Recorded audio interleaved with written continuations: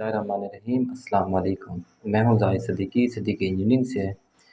उम्मीद है आप सब खैरियत से होंगे, ठीक होंगे, खुश होंगे। जैसा कि हमने आपको पिछली वीडियो में बताया था कि हम जो नई वीडियो बनाएंगे वो मशीन के वोल्टेज ड्रॉप होने के मुतल्लिक़ होगी। हमारी जिन भाइयों के पास मशीन है उनके वोल्टेज ड्रॉप हो रहे हैं, ख़ास उनके लिए जो ये मसला उनके साथ दरपेश आ रहा है, जो मैं बता रहा हूँ, तो उनके लिए बहुत मुफीद होने वाली है। तो हमारी आपसे गुज़ारिश है कि हमारी वीडियो को एंड तक देखें, ताकि हमारी जो वीडियोस में जो हम बोलते हैं या बातें आपको समझ आ सकें। तो सबसे पहले जो इसमें अगर आज की मशीन में जो वोल्टेज है 240 आ रहे हैं, 220 आ रहे हैं या 230 आ रहे हैं, तो जैसा आप मशीन चलाते हैं तो वोल्टेज ड्रॉप हो जाते हैं। 130 पे वोल्टेज आ जाते हैं या 140 पे वोल्टेज आ जाते हैं, ड्रॉप हो जाते हैं वोल्टेज। उनकी वजह क्या है वो भी आपको तफसील से बताते चलें कि इनमें वोल्टेज जो ड्रॉप होते हैं, सबसे पहले जो उसकी वजूहत होती है वो जो बिजली आपकी जो इलेक्ट्रिसिटी है उसमें जान नहीं होती है इलेक्ट्रिसिटी में। ठीक है, सबसे पहली वजूहत। दूसरी जो वजूहत ये है कि उसमें जो न्यूट्रल होता है, अर्थ जिसको कहते हैं न्यूट्रल, तो उसका न्यूट्रल जो होता है वीक होता है। जो बाज़ दफ़ा ऐसा होता है कि आपने फेस मीटर से ले लिया, उसका जो अर्थ होता है वो आपने ज़मीन से ले लिया या गैस के पाइप से ले लिया या आपने किसी भी सरिये से ले लिया, तो उसमें आपका ये मसला दरपेश आ सकता है। ठीक है, इसके अलावा जो वोल्ट गिरने की और वजूहत हैं वो ये होती है कि आपका अगर दूरी बहुत ज़्यादा है, अगर जहाँ पे आपका पुल लगा हुआ है उसमें आपकी जो ज़मीन अपना लेंथ है तार की वो ज़्यादा है और आपकी जो तार है वो कमज़ोर है, तो एक वजूहत ये भी होती है। और इसके अलावा एक और वजूहत है कि अगर कंप्रेसर आपका जला हुआ है, अगर कंप्रेसर आपका जला हुआ है तो उसमें ये जो है वोल्टेज तो खैर इतने कम नहीं होते, जैसा कि 130 पे आ जाए, ड्रॉप हो जाए, उसमें थोड़े बहुत कम होते हैं। खैर वो तो कम मतलब पता चल जाता है बंदे को कि भाई इसमें कंप्रेसर में मसला है। बहरहाल वोल्टेज गिरने की वजूहत यही हो सकती हैं। अच्छा, इसके हल क्या है? सबसे पहले आपने इसका हल करने का तरीक़ेकार ये है कि आपने फेस चेंज करना है। ठीक है, आपने फेस चेंज कर लिया, अगर उसके बाद भी आपका मसला हल नहीं हो रहा तो उसमें जो अर्थ है आप उस पे थोड़ा तवज्जो करें कि अर्थ जो है आपने उसी जगह से लिया है जहाँ से आपका फेस आ रहा है, आप उस पे थोड़ा सा फोकस डालें। अगर उसके हट के वो भी ठीक है तो आपने एक और काम करना है, जो इसकी जो तार है ना मशीन की, इसकी कहीं से देखें कोई जोड़ वोड़ ढीला नहीं पड़ा हो तार। और मशीन की तार कितने एमएम की होनी चाहिए वो भी मैं आपको बताता हूँ। अगर आपकी लेंथ ज़्यादा है मशीन की, 14 इंच की मशीन है जिसमें 2 टन का कंप्रेसर है, 1.5 HP की मोटर लगी हुई है, तो उसमें आपको चाहिए कि कम से कम 772 की तार लगाएं। 772 की तार में मशीन बेहतरीन चलती है। उसमें 772 की तार में 100 फीट की जो लेंथ होती है वो बिल्कुल प्रॉपर वोल्टेज वो आते हैं उसमें। 772 की तार में 100 या 150 फीट भी ले जाएं कॉपर में, ठीक है, तो उसमें आपके वोल्टेज ड्रॉप नहीं होते हैं। ठीक है, और इसके अलावा जो 12 की मशीन है उसके लिए जो है 772 भी ठीक है, साथ अपना इसमें 729 की लगा दें वो भी ठीक है, जिसमें 1.5 टन का कंप्रेसर है और 1 HP की मोटर लगी होती है। ये हो गया। और अब जो है मेन बात करते चलें, कम वोल्टेज पे जो मशीन को स्टार्ट करने का तरीक़ेकार होता है वो ये होता है कि आपका जो स्टार्टिंग कैपेसिटर है, ठीक है, तो वो आप डबल कर लें। स्टार्टिंग कैपेसिटर जो है आपका फ़र्ज़ किया 200-250 यूएफ का लगा हुआ है, एमडीएफ जिसको बोलते हैं, सॉरी एमडीएफ भी बोल सकते हैं उसको।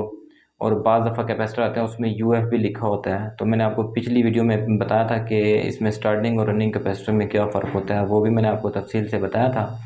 तो इसमें स्टार्टिंग कैपेसिटर आप डबल लगा लें तो भी मसले का हल निकल सकता है।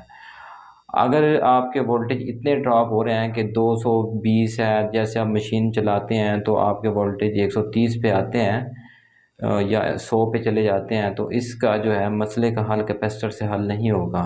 ये जो हल है ये आपको थोड़ी सी मेहनत करनी पड़ेगी, इसके न्यूट्रल पे आपको तवज्जो देनी पड़ेगी, आप इसके फेस पे तवज्जो देनी पड़ेगी, और आपने जहाँ से फेस लिया है वहाँ से आपको न्यूट्रल लेना पड़ेगा, और तार के ऊपर थोड़ा सा आपको ध्यान देना पड़ेगा कि तार हमारी ठीक है कि नहीं, तब जाके ये आपके मसले का हल हो सकता है। बाकी कम वोल्टेज वाली मशीन जो मेरे भाई हैं मुझे कमेंट्स में मैसेज कर रहे हैं, कम वोल्टेज वाली मशीन जो है 12 की है, ठीक है, उसमें जो है एक 1.5 टन का कंप्रेसर या 1 टन का कंप्रेसर लगाते हैं हम लोग, और उसमें 1 HP की मोटर लगाते हैं, और 12 इंच का उसका चैम्बर होता है।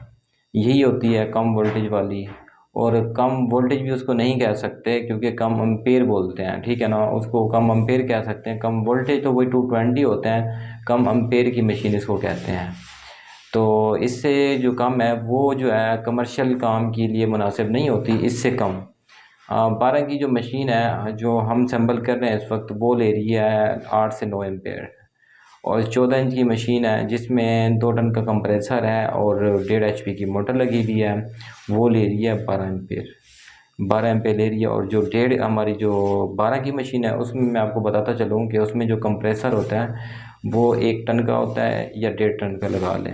अगर 1 टन का लगाएंगे और 1 HP की मोटर लगाएंगे आप, तो उसके एम्पेयर आ जाएंगे आपके तकरीबन कोई 7 8 8 एम्पेयर आएंगे। अगर आप उसमें 1.5 टन का कंप्रेसर लगाते हैं और एक ही मोटर लगाते हैं तो उसमें 9 10 एम्पेयर लगेंगे आपको मशीन चलाने के लिए। तो बाकी जो 14 की मशीन है उसके मुतालिक भी मैंने आपको बता दिया है। और 16 की जैसा कि मशीन होगी, खैर वो तो कोई ज़्यादा बंदे लाइक नहीं करते, खैर उनके बारे में भी बताता चलूँ।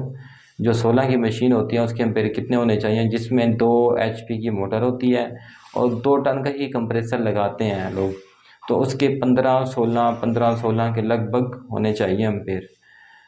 इतने एम्पेयर में 16 की मशीन चलती है। कुछ मशीनें हैं कि कम एम्पेयर पे चलती हैं, उसकी वजह पता है क्या होती है, उसमें सिर्फ मोटर में फ़र्क आता है। कंप्रेसर तो सारों में एक लगे होते हैं, इसमें जो मोटर होती है ना, कोई हाफिज़ ब्रांड की है, कोई हीको ब्रांड की है, कोई नीको ब्रांड की है, कोई ज़ीको ब्रांड की है। तो हर किसी के जो एम्पेयर है ना, ये जो है डिफरेंट होते हैं। कोई मोटर कम लेती है, कोई ज़्यादा लेती है। तो इस हिसाब से ना ये जो मशीन की एम्पेयर में फ़र्क आता है, या चीज़ें भी वही लगी होती है और एम्पेयर में फ़र्क आ जाता है, तो ये सिर्फ क्वालिटी का फ़र्क आता है। अगर अच्छी क्वालिटी आप लगवाते हैं तो उसमें एम्पेयर कम होंगे, साफ ज़ाहिर है, उसमें ताकत ज़्यादा होगी। तो ये हिसाब किताब होता है सारा। बाकी आज का जो हमारा टॉपिक था वो हमने आपको बताया, और नेक्स्ट जो हमारा टॉपिक है इंशाल्लाह वो हम आपको बताते चलें कि हमारा जो नई आने वाली वीडियो है वो हम आपको बताएंगे कि कितनी मशीन पे कितने केवी का जनरेटर चलेगा। 12 की मशीन के लिए कितने केवी का जनरेटर होना चाहिए, और 14 की मशीन के लिए कितने केवी का, और 16 की मशीन के लिए कितने केवी का।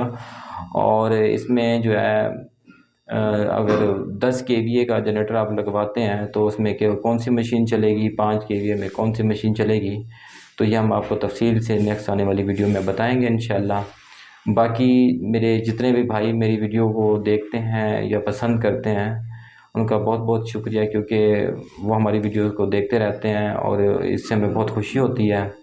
और मैं आपको बताता चलूँ नंबर अपना, जो मेरा कॉन्टैक्ट नंबर है व्हाट्सअप का, क्योंकि ये जो मेरे बैकग्राउंड में नंबर लिखा हुआ है ये शायद छुपा हुआ होता है, तकरीबन छुपा हुआ होता है। तो मेरा कॉन्टैक्ट नंबर है 0307 022 719 8। एक बार फिर बताता चलूँ, 0307 022 719 8, ये मेरा कॉन्टैक्ट नंबर है। इस पर अगर किसी भी भाई को कोई मसला दरपेश आ रहा है या कोई बात पूछनी है तो बिला झिझक आप मुझे व्हाट्सएप पे मैसेज कर सकते हैं।